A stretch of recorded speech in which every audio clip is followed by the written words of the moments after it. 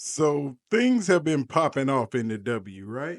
And we all been keeping up with it because we all know what's going on and kind of interested in the WNBA now that Caitlin Clark and Angel Reese have made their debuts and the season is on the way.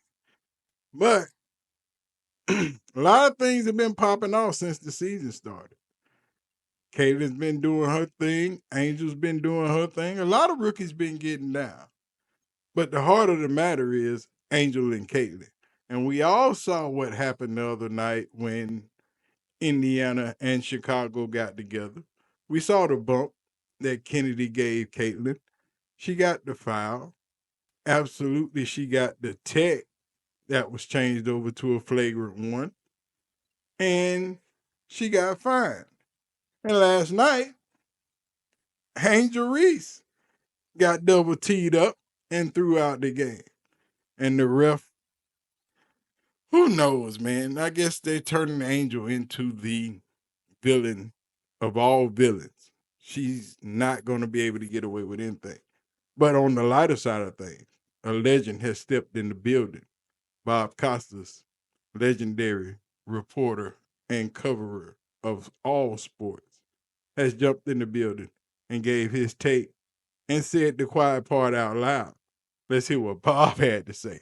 I don't think the world's going to like this. To your earlier point, there was an incident recently. Alyssa Thomas, who happens to be African American, grabbed Angel Reese by the throat and threw her to the floor. Flagrant 2, ejected from the game. The reason why that doesn't spark as much conversation isn't just that Caitlin Clark is a bigger star than Alyssa Thomas. It's because it's a black on black incident. Wow. And you don't have that dynamic that people can comment on, yes, but also exaggerate and make the entire story sometimes. And also, no that one is really cares. that is between no the one lines. cared what's going about on the here.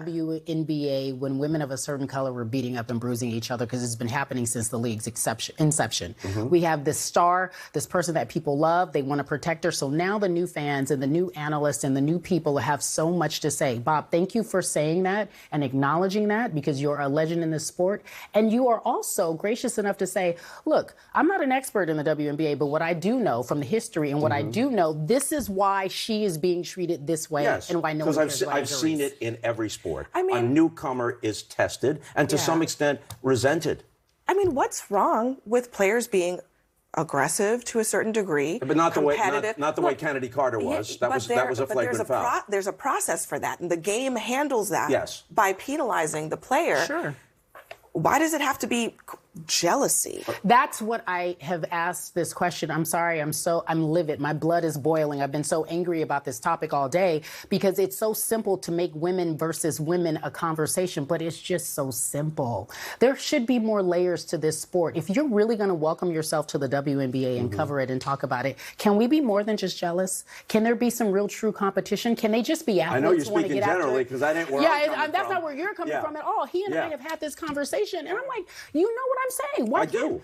I don't know. Why is it so simple? I think it'd be foolish to say that resentment and jealousy are not part of the mix because those are human emotions. Sure. But to elevate that above everything else and discard everything else in a complicated dynamic, that's the wrong way to go. Correct.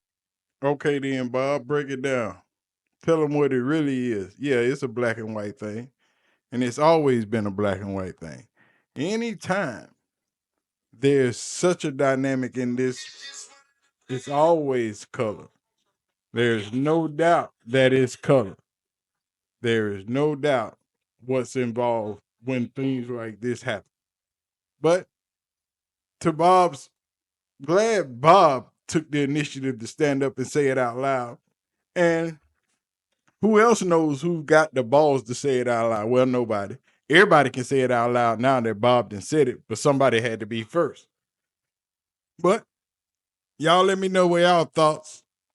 We got another video coming up because everybody's talking about how Caitlin made Angel Reese famous. And it's actually the other way around.